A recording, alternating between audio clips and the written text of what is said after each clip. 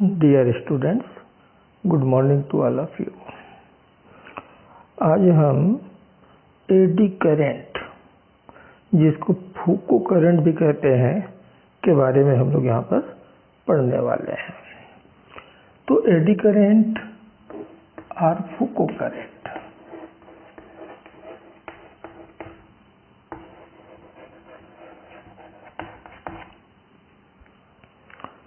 तो ये क्या होता है?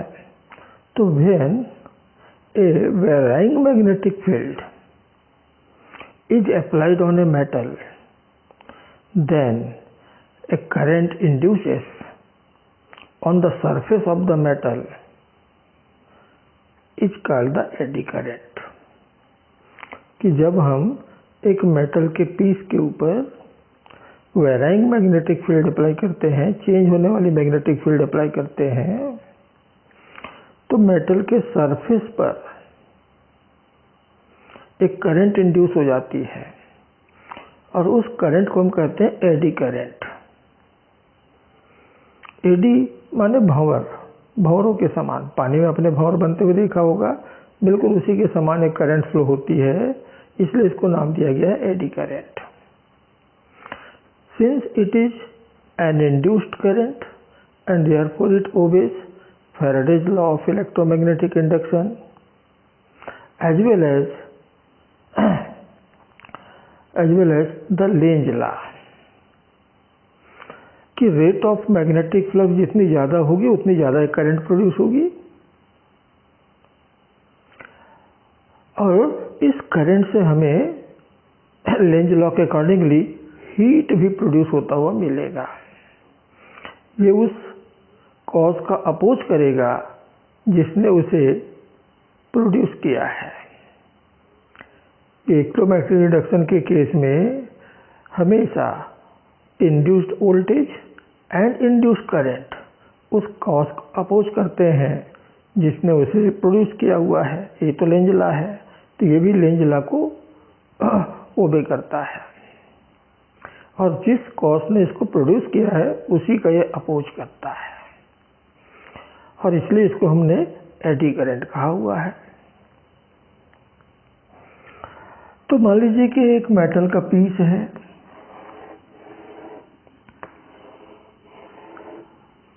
और इस पर हमने एक वेराइंग मैग्नेटिक फील्ड अप्लाई कर दिया, एक ऐसा मैग्नेटिक फील्ड जो कि चेंज हो रहा है, वेराइंग मैग्नेटिक फील्ड।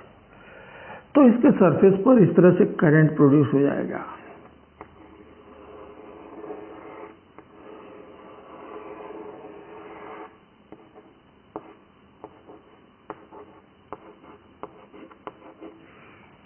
तो इस करंट को हम कहते हैं एडी करंट।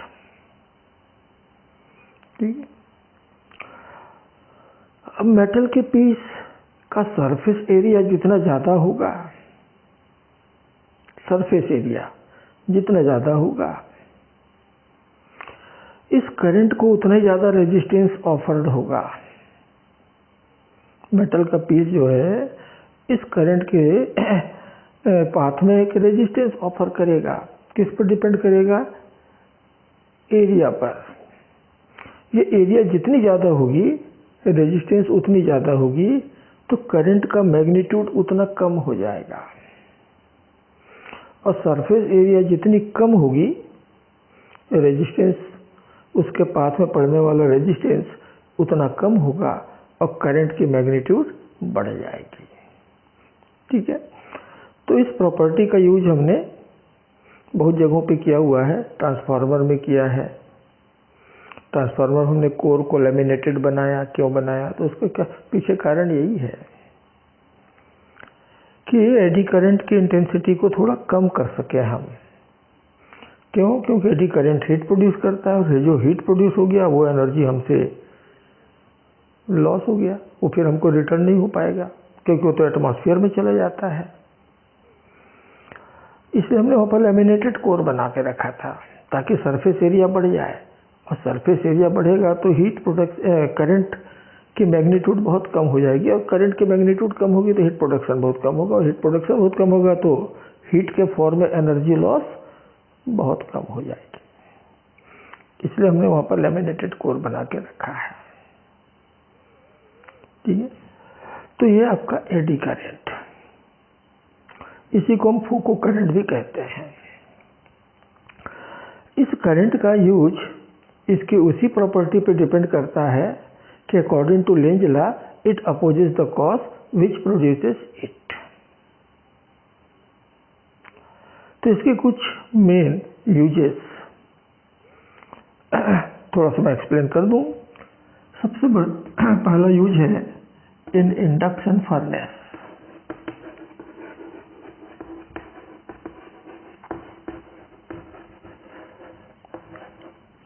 इन इंडक्शन फर्नेस, इस फर्नेस में मेटल के छोटे छोटे पीस रख करके, जैसे स्क्रैप होते हैं ना आयरन के छोटे छोटे पीस, आपसे कबाड़ी खरीद के ले जाता है तो उस पीसेस का होता क्या है, तो उसको मेल्ट करके फिर उसको और भी नई चीज़ बनाते हैं। वायर रॉड बना सकते हैं और ये टीएमसी बना सकते हैं। तो ये सारी चीज़ें बनाई जाती है उस कबाड़ से। इसके लिए छोटे छोटे फैक्ट्री बने हुए हैं जिसको री रोलिंग मिल कहते हैं। री रोलिंग मिल, इन री रोलिंग मिल्स में उन आयरन के पीसेस को मेल्ट करने के लिए जो फर्नेस यूज में लाते हैं वो फर्नेस ये होता है इंडक्शन फर्नेस। वहाँ कोयला जला करके हीट प्रोड्यूस या ऑयल या गैस जला करके हीट प्रोड्यूस नहीं करते, वो कॉस्टली पड़ जाता है। तो सस्ता तरीका क्या है, बाय इंडक्शन फर्नेस। तो इन फर्नेस में क्या करते हैं, इन आयरन के पीसेस को रख करके उनके ऊपर हाई फ्रीक्वेंसी का वेराइंग मैग्नेटिक फील्ड अप्लाई कर देते हैं। एक ऐसा मैग्नेटिक फील्ड जो बार बार अपनी डायरेक्शन चेंज करे। अभी नॉर्थ पोल इधर बना है, साउथ इधर, थोड़ी देर में नॉर्थ इधर बन गया, साउथ उधर, फिर नॉर्थ उधर, यानी varying magnetic field of high frequency वहाँ उन पर अप्लाई कर दिया जाता है। तो इससे बहुत हाई मैग्नीट्यूड का एडी करंट उन पीसेस के सरफेस पर प्रोड्यूस हो जाता है। क्योंकि rate of change of magnetic flux बहुत हाई है तो करंट भी बहुत हाई होगा। तो बहुत ज़्यादा जब एडी करंट वहाँ पर प्रोड्यूस होता है उनके सरफेस पर, तो वहाँ हीट भी उसी प्रोपोर्शनल में प्रोड्यूस होता है। क्योंकि करंट बहुत ज़्यादा है तो हीट भी बहुत ज़्यादा प्रोड्यूस होगा। आपको तो मालूम है कि heat is given by I²RT। R is the resistance in the path of current, T is the time, and I is the magnitude of the current which is here very large, बहुत बड़ा है। तो heat production भी इतना ज़्यादा होता है कि उस हीट से वो पीसेस जो है वो मेल्ट हो जाते हैं। वो जो पीसेस हैं उस हीट से मेल्ट हो जाते हैं। तो ये होता है इंडक्शन फर्नेस।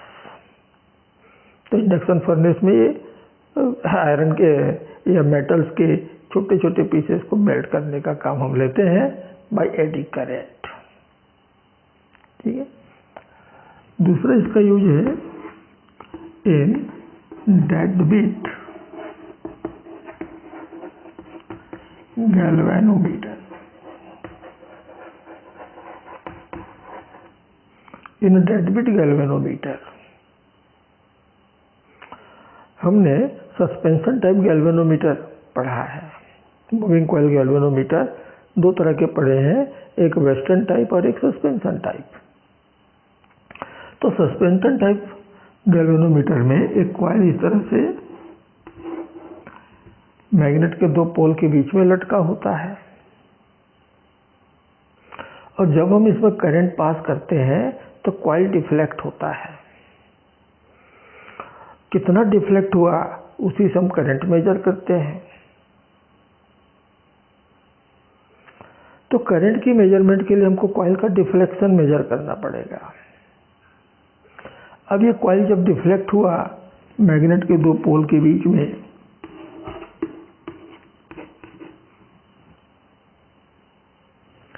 तो इक्विलिब्रियम पोजीशन आते आते वो कुछ मोमेंटम गेन कर लेता है। मोशन में आ गया, वो मोशन में आ गया तो उसको मोमेंटम मिला। तो जहाँ पर उसे रुक जाना चाहिए था वहाँ वो रुक नहीं पाता, मोमेंटम के कारण थोड़ा ज़्यादा घूम जाता है और इसलिए वो फिर रिटर्न होता है अपने इक्विलिब्रियम पोजीशन की तरफ। और लेकिन जब वो इक्विलिब्रियम पोजीशन तक पहुंचता है तब तक फिर मोमेंटम गेन कर चुका होता है और इसलिए वो दूसरी तरफ घूम जाता है। और इस तरह से रुकने के पहले वो कई बार ऑसिलेट करता है, एंगुलर ऑसिलेशन चलता है, उधर घुमा फिर इधर घुमा, उधर घुमा फिर इधर घुमा। और तब वो रेस्ट पोजीशन में आने के लिए it takes a long time और तब तक आपको वेट करना पड़ेगा कि कॉइल का कितना डिफ्लेक्शन हुआ है, ये मेजर करने के लिए हमको तब तक वेट करना पड़ेगा and it takes a very long time. और इसलिए आपका मेजरमेंट में डिले होगा, आपके एक्सपेरिमेंट में डिले होगा। इसे रोकने के लिए हमने एडी करंट यूज किया। क्या करते हैं, एक ऐसा गैल्वेनोमीटर कंस्ट्रक्ट किया जो डिफ्लेक्शन होने के बाद जल्दी ही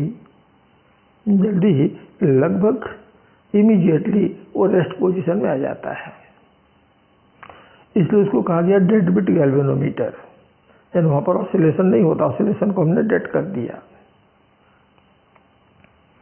तो इसके लिए क्या किया जाता है, गैल्वेनोमीटर की कॉइल को एक एल्यूमिनियम के फ्रेम पर लपेट के बनाया जाता है।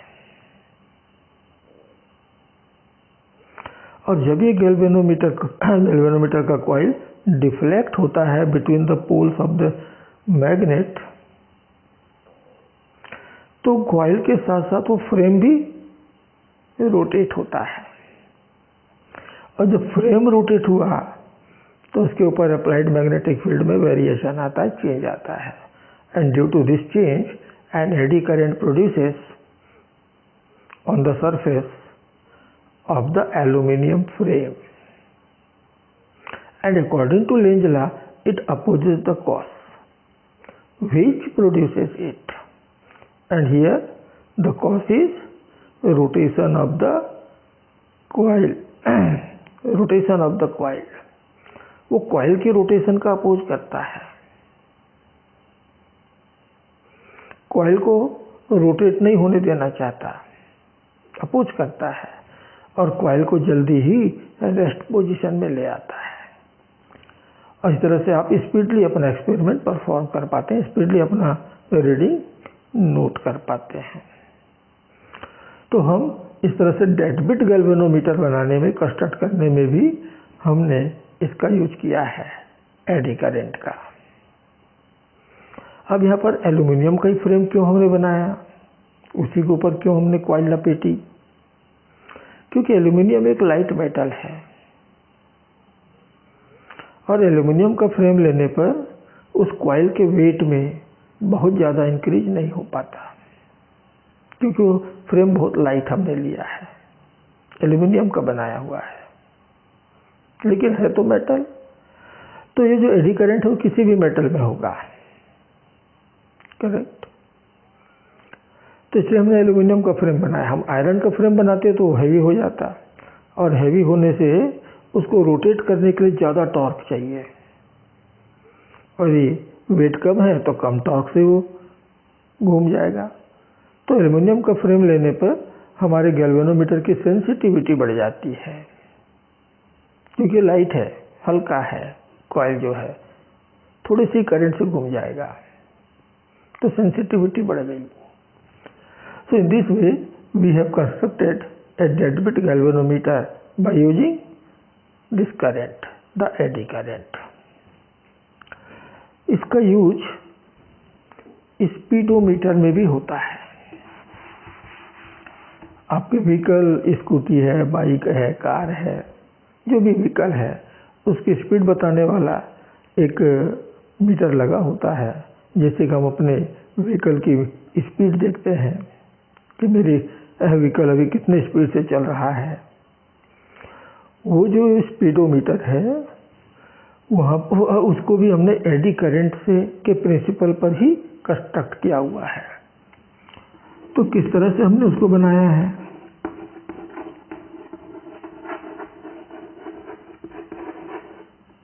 किस तरह से हमने बनाया है, तो उसके व्हील के साथ एक केबल कनेक्ट कर दिया जाता है।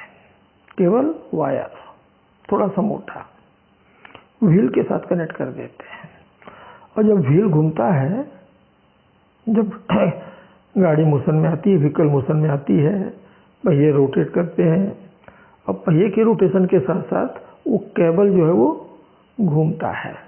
ये जो केबल है, इस तरह का केबल, ये इस तरह से घूमना स्टार्ट कर देता है।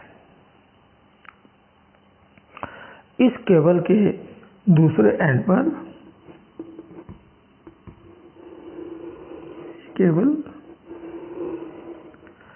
और इसको हमने इस तरफ व्हील्स के साथ कनेक्ट कर रखा है, इस तरफ।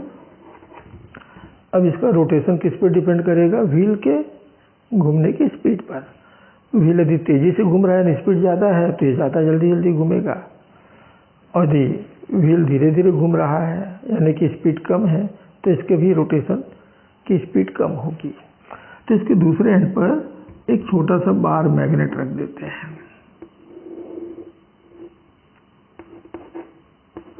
एक छोटा सा बार मैग्नेट इसके दूसरे एंड पे रख दिया, फिक्स कर दिया, और इसके ऊपर एक एल्यूमिनियम का ड्रम। आप फिर कहेंगे कि एल्यूमिनियम का ड्रम क्यों? क्योंकि aluminium is a light metal, it is a light metal. तो एक एल्यूमिनियम का ड्रम लगा दिया इस तरह से इसके ऊपर, ठीक। अब जैसे ये केबल हमारा घूमता है, केबल जो है व्हील के साथ साथ जब रोटेट करता है, तो ये मैग्नेट भी घूमता है।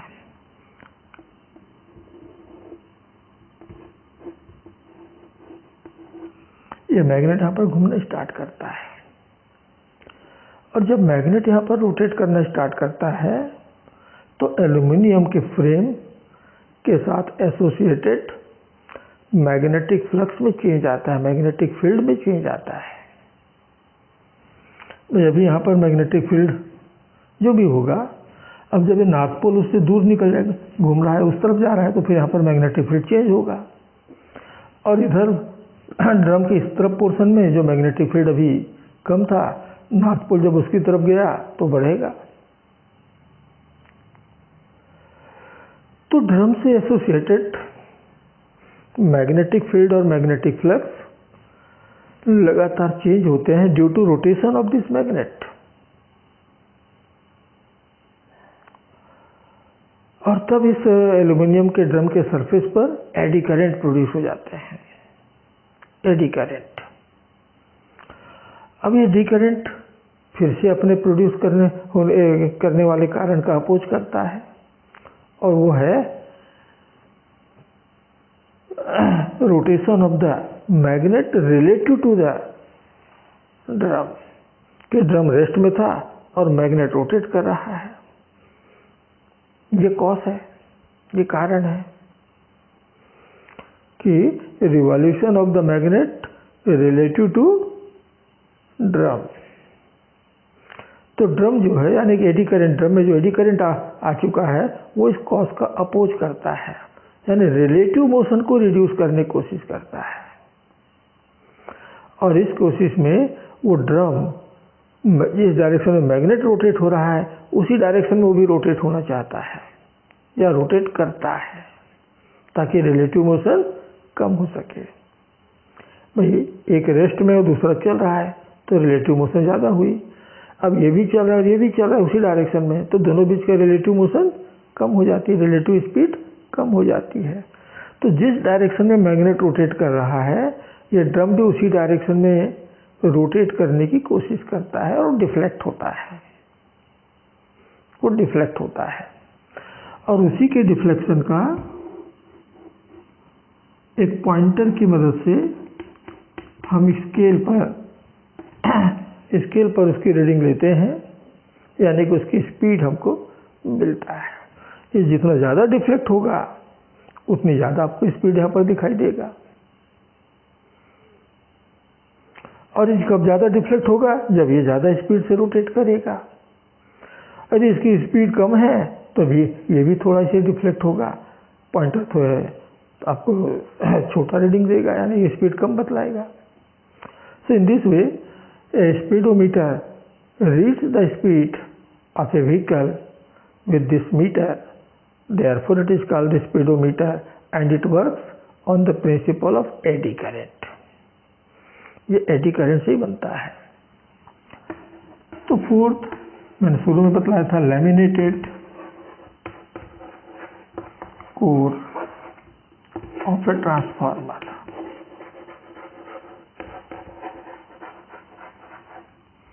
Laminated core of a transformer, हमने ट्रांसफार्मर में होने वाले एनर्जी लॉसेस के बारे में पढ़ा है। Copper loss, iron loss, hysteresis loss, flux leakage, इन तमाम कारणों से एनर्जी में लॉस होता है, और इसलिए इनपुट में हम जितनी एनर्जी सप्लाई करते हैं, आउटपुट में उतनी एनर्जी हमको वापस रिटर्न नहीं होता। यदि लॉस ज़्यादा है तो ट्रांसफार्मर की एफिशिएंसी कम होगी। कि आपने 100 वाट दिया लेकिन 50 वाट ही रिटर्न हुआ, यानी 50% का ही एफिशिएंसी है, बहुत ज़्यादा लॉस हो गया। तो हम इस लॉस को रिड्यूस करते हैं, और रिड्यूस करने के लिए हमने कुछ मेथड्स यूज किए हुए हैं। कि कॉपर लॉस को कम करना है तो कॉपर वाइंडिंग जो है, जिन वायर से बनना है उसको थोड़ा सा थिक लेना चाहिए, मोटा वायर लेना चाहिए। इस तरह से हिस्टेरेसिस लॉस को कम करना है तो कोर जो है वो आयरन का, यानी कि सॉफ्ट आयरन का बनना चाहिए, क्योंकि उसमें हिस्टेरेसिस लॉस सबसे मिनिमम होता है। तो ठीक उसी तरह से iron loss, copper loss, iron loss, hysteresis loss, flux leakage, ये 4 कारणों से, मेनली 4 कारणों से वहाँ पर एनर्जी लॉस होती है। तो जो आयरन लॉस है, it is due to eddy current produced in the soft iron core। जो वाइंडिंग है वो एक सॉफ्ट आयरन का कोर बना के उसके ऊपर लपेटते हैं। तो इस आयरन लॉस को रिड्यूस करने के लिए, कम करने के लिए हमने लैमिनेटेड कोर बनाया, यानी कि एक सिंगल पीस से हमने नहीं बनाया, एक ऐसा इस तरह से सिंगल पीस आयरन का लेकर के, एक आयरन का इस तरह से चौखट बनाकर फिर यहाँ पर हमने वाइंडिंग लपेट दें, ऐसा हमने नहीं किया। कर सकते थे लेकिन ऐसा नहीं किया। ऐसा करने से क्या होगा कि सरफेस एरिया कम मिलेगी और एडी करंट की मैग्नीट्यूड बढ़ जाएगी। इसको हमने लैमिनेटेड बनाया, यानी इसको पतले पतले पीसेस को एक के ऊपर एक रख करके बनाया। कि हमने आयरन का एक, सॉफ्ट आयरन का एक फ्रेम लिया, फ्रेम इस तरह से, इसको अच्छे से इंसुलेट करके इसके ऊपर में बढ़िया सा पेंट लगाकर या जो भी इंसुलेशन की लेयर लगाकर, उसके ऊपर में फिर दूसरा लेयर, फिर उसके ऊपर में तीसरा लेयर, इस तरह से 1 बाय 1 बहुत सारे लेयर्स पतले पतले पीसेस के, पतले पतले फ्रेम के रख करके हमने इस कोर को बनाया है। तो इस कोर में से बहुत सारे पतले पतले पीसेस हैं, and this pieces are electrically separate from each other due to the insulation layer. यानी दोनों कोई भी 2 लेयर आपस में एक दूसरे के साथ तो लगे हुए हैं, लेकिन इलेक्ट्रिकली सेपरेट हैं। एक की करंट दूसरे में नहीं जाएगा क्योंकि बीच में इंसुलेशन की लेयर है। तो इस तरह से बहुत सारे फ्रेम्स को एक के ऊपर एक रख करके हमने इसको कंस्ट्रक्ट किया। तो ऐसा करने से क्या हो गया, जो सरफेस एरिया एक पीस के लिए होता था, अब उसको हमने पतले पतले पीसेस में काट दिए, तो हर पीस के पास उतना ही एरिया, जितना एरिया इसके पास है उतना एरिया नीचे वाले के पास भी, उतना एरिया और नीचे वाले के पास, नीचे वाले के पास, सबके पास है। तो surface area of the core increases by several times, कई गुना बढ़ जाता है। और जब सरफेस एरिया सेवरल टाइम्स बढ़ेगा तो करंट के रास्ते में आने वाला रेजिस्टेंस भी कई टाइम्स बढ़ जाएगा, सेवरल टाइम्स बढ़ जाएगा। और रेजिस्टेंस जितना टाइम्स बढ़ेगा, क्योंकि ओम्स लॉ तो कहता है V=IR। अब जो वोल्टेज प्रोड्यूस हुआ है, यानी जो EMF प्रोड्यूस हुआ है, वो EMF तो कांस्टेंट है कि according to Faraday's law of electromagnetic induction the EMF is given by V=dϕ/dt। तो dϕ/dt के बराबर का EMF आया है, V कांस्टेंट है, लेकिन हमने रेजिस्टेंस को सेवरल टाइम्स बढ़ा दिया तो करंट जो है वो सेवरल टाइम्स रिड्यूस हो गया। और जब करंट रिड्यूस हो गया तो हीट प्रोडक्शन सेवरल टाइम्स बढ़ जाता है, घट जाता है, रिड्यूस हो जाता है। और इस तरह से हम आयरन लॉस को रिड्यूस कर सकते हैं। आयरन लॉस रिड्यूस हो जाता है, ठीक है। और जब आयरन लॉस रिड्यूस हो गया तो आपके ट्रांसफार्मर की एफिशिएंसी बढ़ गई, क्योंकि आपको ज़्यादा एनर्जी रिटर्न होगा। जितना आपने इनपुट में सप्लाई किया है उसका मैक्सिमम पार्ट आपको फिर वापस हो जाएगा from your secondary in the form of output. So there is minimum energy loss in such a transformer. तो इस लैमिनेटेड कोर को बनाने के पीछे कारण आयरन लॉस को रिड्यूस करना। और यदि ये रिड्यूस हो गया तो ट्रांसफार्मर की एफिशिएंसी इंक्रीज हो गई, बढ़ गई। And that's why we used to construct a transformer a laminated iron core. एक लैमिनेटेड आयरन कोर हमने इसलिए कंस्ट्रक्ट किया हुआ है। तो इस तरह से इस एडी करंट के सेवरल यूजेस हैं। आजकल हमारे घरों में जो इंडक्शन हीटर हम लोग यूज करते हैं, खाना बनाने के लिए, किसी चीज़ को गर्म करने के लिए, पानी गर्म करना है, दूध गर्म करना है, उसके लिए आजकल हम एक इंडक्शन हीटर यूज में लाते हैं जिसमें कोई कॉइल नहीं होती, और उसके ऊपर आप अपना भोजन या अपना पानी, दूध जो रखते हो वो गर्म हो जाता है without heating coil, without a flame. तो कहाँ से गर्म हुआ, क्यों गर्म हुआ? तो वहाँ पर भी यही एडी करंट प्रोड्यूस हो रहा है कि आपने जो बर्तन रखा है हीटर के ऊपर, उस बर्तन में ही एडी करंट प्रोड्यूस हो रहा है। और वो एडी करंट हीट प्रोड्यूस कर रहा है, और उस हीट से आपका भोजन बन रहा है, फूड बन रहा है, या पानी या दूध जो है वो गर्म हो रहा है। तो induction heaters also uses eddy current. ठीक, तो बच्चों ये था एडी करंट। मैं समझता हूँ कि ये क्या है और ये क्यों प्रोड्यूस होता है, कारण समझ में आ गया होगा। और इसके यूजेस, वैसे तो और भी बहुत सारे यूजेस हैं, हमने कुछ सेलेक्टेड यूजेस यहाँ पर लिए हैं। इसके यूजेस भी आपको समझ में आ गए होंगे।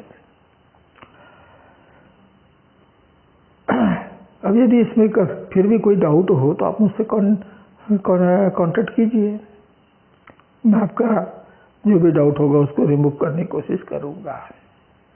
तो बच्चों, नेक्स्ट वीडियो तक के लिए नमस्कार, जय हिंद।